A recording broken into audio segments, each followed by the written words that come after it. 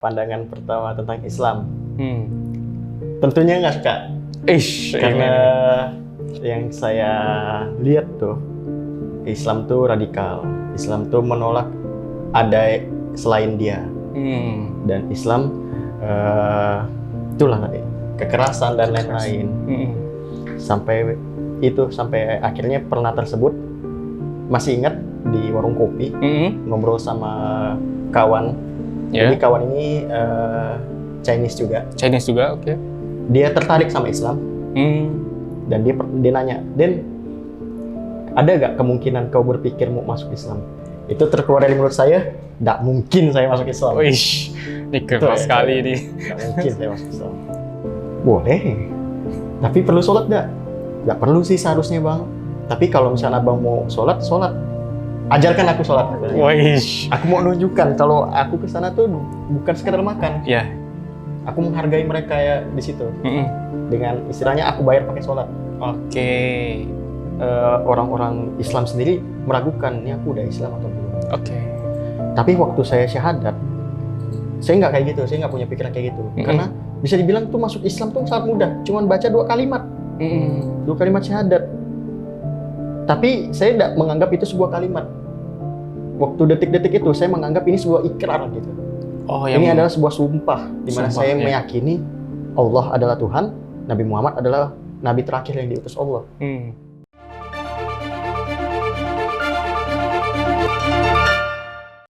Assalamualaikum warahmatullahi wabarakatuh. Sahabat cerita saudara Siman, kembali lagi dengan saya Dominikus Sandang. Insya Allah kali ini kita kedatangan seorang pemuda lagi nih. Nah, jadi ini pemuda yang baru bersyahadat sekitar bulan 5 ya? Iya. Bulan 5 tanggal 15. Tanggal 15, Masya Allah. Nah, jadi tanpa berlama-lama lagi, kita coba kenalin nih. Abang namanya siapa, Bang? Oke, nama saya Dendi Mulyajaya. Panggilannya? Panggilannya Dendi. Dendi, oke. Kalau nama Cina perlu sebutkan? Boleh, boleh. Kalau nama Cina itu Musu Qian. Jadi saya dari Margamu. Dari Margamu? Margamu. Oke, tapi saya tidak sebut nama Cina ya, agak susah. Nanti boleh nanti lidah saya. Oke, Bang Dendi ya, lebih enak ya? Bang Dendi. Gimana? Bang Dendi apa nih aktivitasnya sekarang nih? Aktivitas sekarang sih mau menyelesaikan kuliah skripsi. Semester berapa nih? Semester akhir. Udah, ya namanya juga skripsi ya. Mana tahu kan, OTW cum laude ya. Masya Allah. Oke. Jadi skripsi sambil cari sampingan. Berarti duit jajan. Mandiri sekali ya. Main. Masya Allah, Bang Dendi. Ini kan kita ngomong-ngomong tentang ya sekedar ingin motivasi teman-teman lah di rumah nih. Karena kebanyakan dari teman-teman yang di luar sana itu pengen juga kisah-kisah mu'alaf. Jadi mereka tuh kadang-kadang kepikiran juga, baru nonton satu video tuh tiba-tiba pengen lagi nonton yang lain kan. Jadi kita update terus. Jadi di cerita saudara Siman ini update terus kisah-kisah mu'alaf. Nah, yang paling uniknya ini kadang-kadang pemudanya. Kalau yang orang-orang tua kan udah biasa. Tapi kalau pemuda yang masuk Islam ini kan pasti kisahnya luar biasa nih. Nah, jadi kita mau gali kisah dari Bang Dendi. Bang Dendi, tapi sebelum itu kita mau tahu loh pandangan Bang Dendi ketika sebelum masuk agama Islam ya. Oke. Tentang Islam itu seperti apa? Tuh. Jadi pandangan pertama tentang Islam. Tentunya nggak suka. Karena yang saya lihat tuh, Islam tuh radikal. Islam tuh menolak ada selain dia. Dan Islam itulah tadi, kekerasan dan lain-lain. Sampai akhirnya pernah tersebut, masih ingat di warung kopi, ngobrol sama kawan. Jadi kawan ini Chinese juga, oke. Dia tertarik sama Islam. Dan dia nanya, "Den, ada gak kemungkinan kau berpikir mau masuk Islam?" Itu terkeluar dari mulut saya, "Nggak mungkin saya masuk Islam." Ini keras sekali ini. Nggak mungkin saya masuk Islam.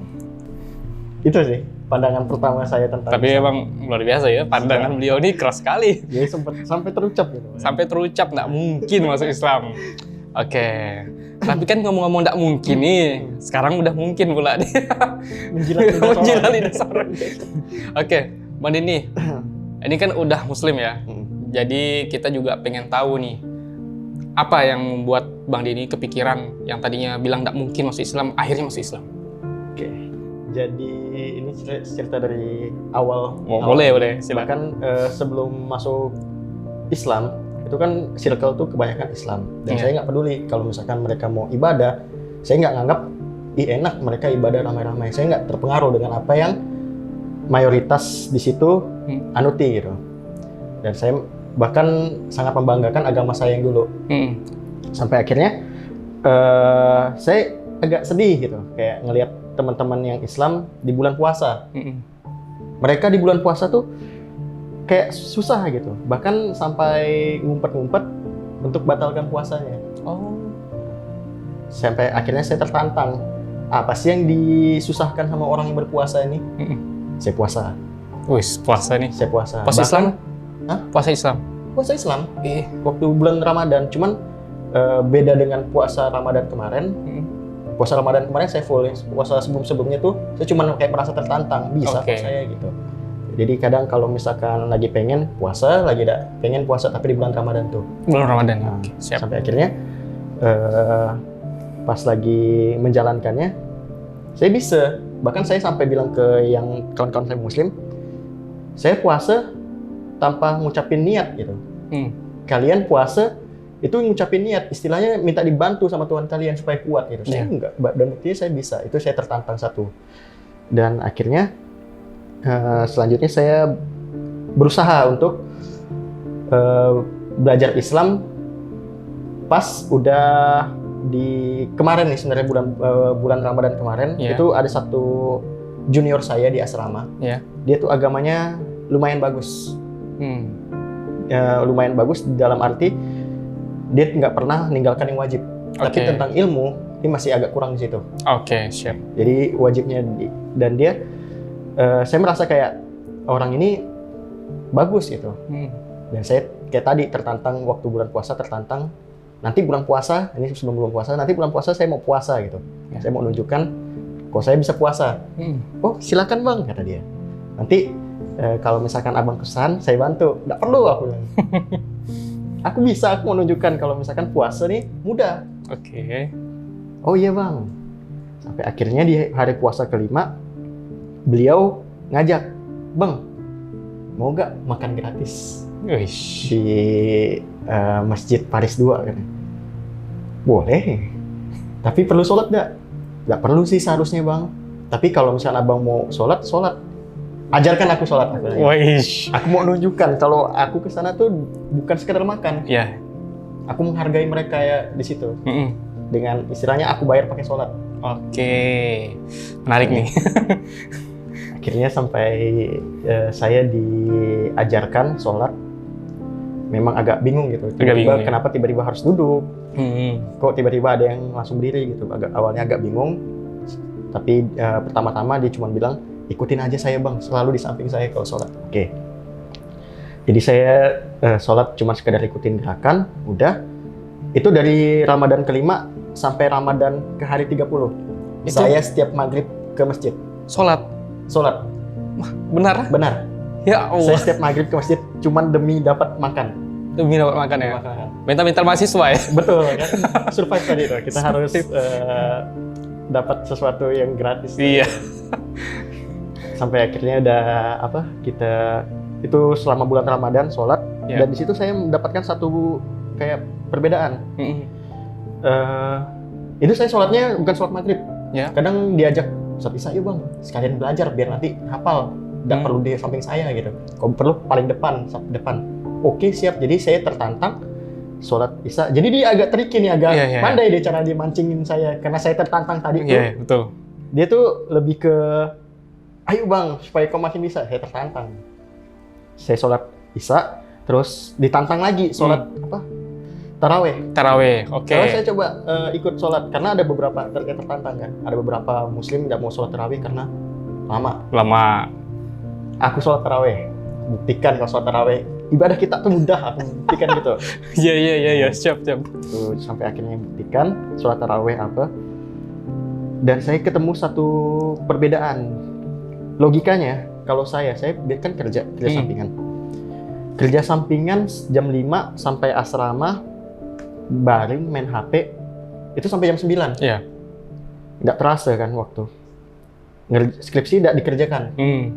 Padahal kalau logikanya di situ waktu luang saya lebih banyak dibandingkan saya nyobakan sholat. Siap. Betul. Saat saya nyobakan sholat, maghrib, isya, taraweh, saya lebih fokus.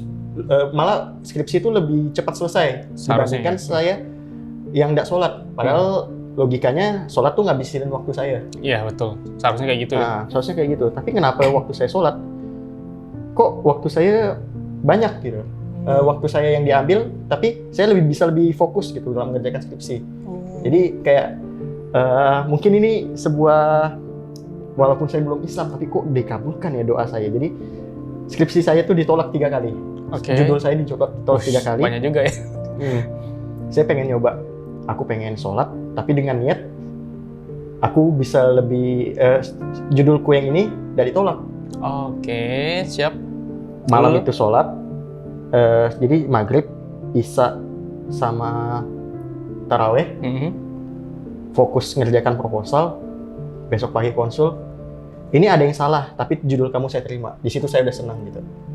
Karena judul terima ya? Karena judul terima. Saya awalnya mikir kayak, kok saya bukan Islam, tapi kok dikabulkan gini-gini. Masya Dan Allah.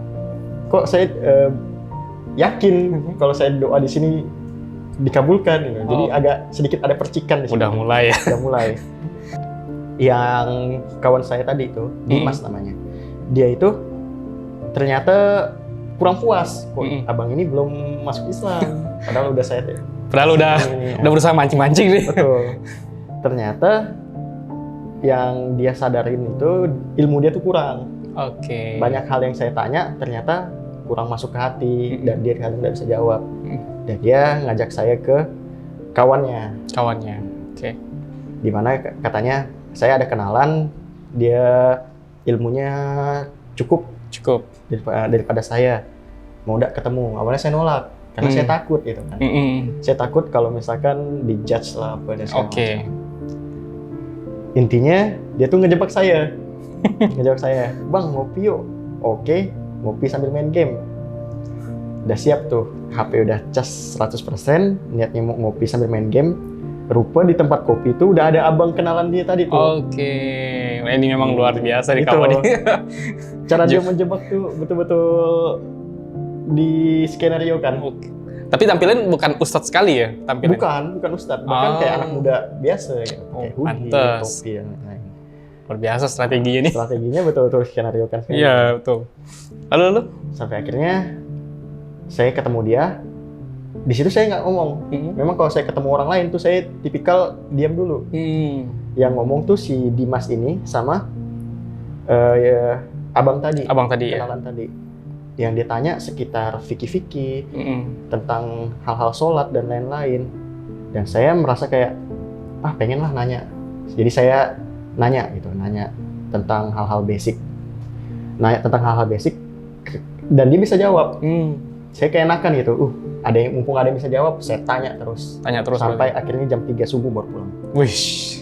Jam 3 subuh. Biasa kalau jam 3 subuh tuh kayak ingat saya dulu ya. Kadang omongan kayak gitu baru terkeluar. Emang asyik ya kalau lagi pengen kenal sesuatu tuh asyik ya, sampai ingat waktu. Lalu Bang Dendi gimana? Intinya yang saya tanyakan ke beliau tuh lebih ke tentang konsep ketuhanan dan lain-lain gitu. Kadang ini cerita sedikit, waktu saya masih di agama Buddha, saya tuh ditanya, Den, Buddha itu Tuhan ya? Dan bahkan untuk orang Buddha sendiri, dia nggak tahu siapa itu Tuhannya. Gitu. Jadi dalam konsep ketuhanan dalam agama Buddha yang saya pelajarin, ternyata Buddha itu tidak mengakui dirinya Buddha. Buddha itu tidak mengakui bahwa dirinya Tuhan. Oh iya. Buddha itu hanya mengakui kalau saya adalah guru.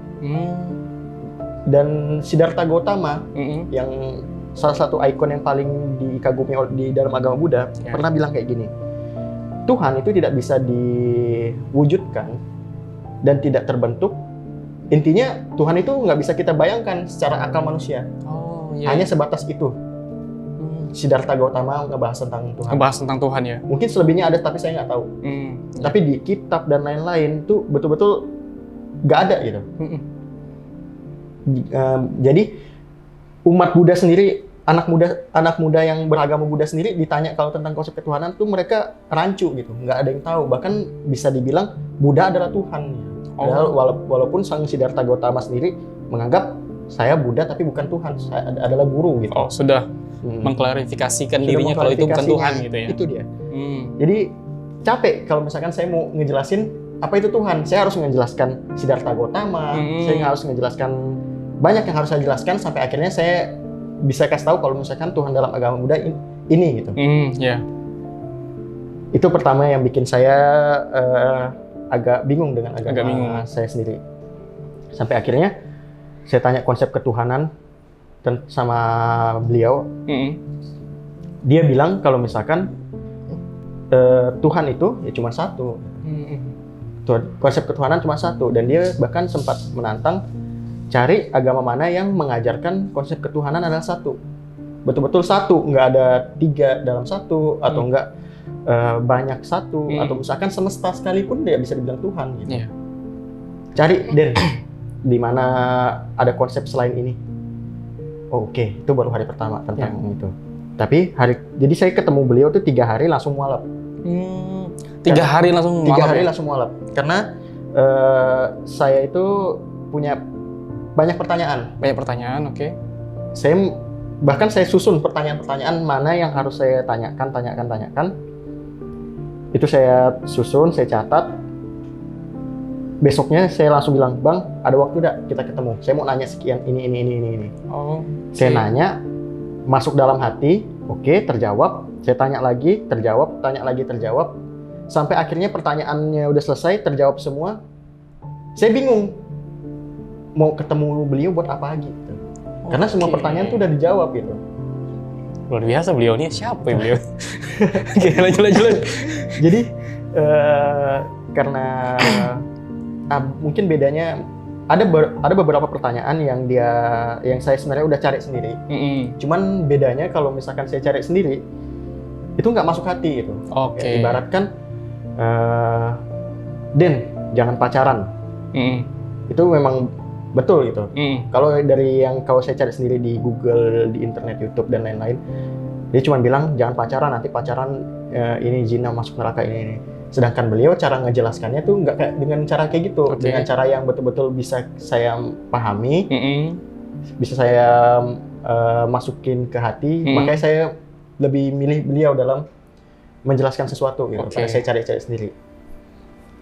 Sampai akhirnya udah selesai, udah banyak pertanyaan, tinggal satu pertanyaan yang ini nggak bisa saya tanyakan ke beliau, cuma saya tanyakan ke diri sendiri, yaitu semua pertanyaan udah dijawab. Kenapa saya masih belum masuk Islam? Timbul dalam hati pertanyaannya seperti itu ya? Itu dia, kayak apalagi yang bikin aku, ada pertanyaan apa lagi nih yang bisa bikin aku tuh tidak masuk Islam? Iya, cari alasan. Dan itu udah ada. Udah ada ya berarti? Udah ada pertanyaan lagi yang buat aku harus tanyakan untuk meyakinkan aku masuk Islam. Akhirnya pertemuan selanjutnya bukan nanya, tapi lebih ke, "Bang, bisa nggak besok syahadat?" Itu kondisinya hari Jumat. Hari Jumat ya? Dia bilang besok bisa. Cuman karena tadi lah Sabtu Minggu weekend tuh aktivitas yang kayak gini syahadat dan lain-lain tuh sebenarnya bisa aja, tapi kalau lebih baik Senin karena memang Senin kan aktivitas orang kerja dan lain-lain. Oke, jadi saya tunggu hari Senin. Itu sih cerita singkat akhirnya masuk Islam ya. Luar biasa antum nih. Bang Dendi ini luar biasa ya. Saya melihat kalau Bang Dendi ini betul-betul yang tadinya niatnya hanya sebatas ingin tahu ya, lama-lama belajar, ketemu sosok yang luar biasa yang bisa menjelaskan pertanyaan-pertanyaan dari Bang Dendi, akhirnya memutuskan segera masuk Islam. Oke. Perasaannya ketika detik-detik menghadapi syahadat, tuh gimana tuh? Perasaan dekati detik-detik syahadat. Jadi saya kan pernah lah dengar teman-teman atau bahkan orang-orang Islam sendiri meragukan, ini aku udah Islam atau belum. Tapi waktu saya syahadat, saya nggak kayak gitu, saya nggak punya pikiran kayak gitu. Karena bisa dibilang tuh masuk Islam tuh sangat mudah, cuman baca 2 kalimat. 2 kalimat syahadat. Tapi saya tidak menganggap itu sebuah kalimat.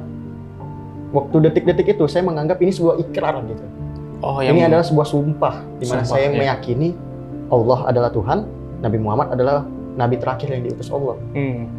Ini sebuah ikrar. Jadi waktu saya sempat ketemu kawan mualaf yang menceritakan, ini udah syahadat kah belum? Kok saya merasa kurang feel-nya? Karena dia nggak merasakan dan dia nggak memikirkan kalau yang dia ucapkan itu sebuah ikrar. Jadi waktu saya syahadat, saya betul-betul menyampaikan ikrar tadi, sumpah tadi, dan saat dinyatakan Islam, mungkin lebih ke perasaan akhirnya. Akhirnya, oke. Akhirnya. Lega ya. Nah, Akhirnya. gitu ya. Insya Allah.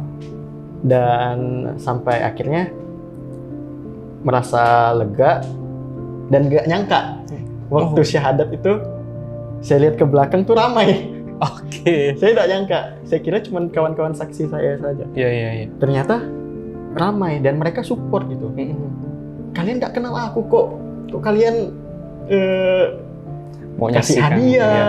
peluk saya kayak saudara gitu.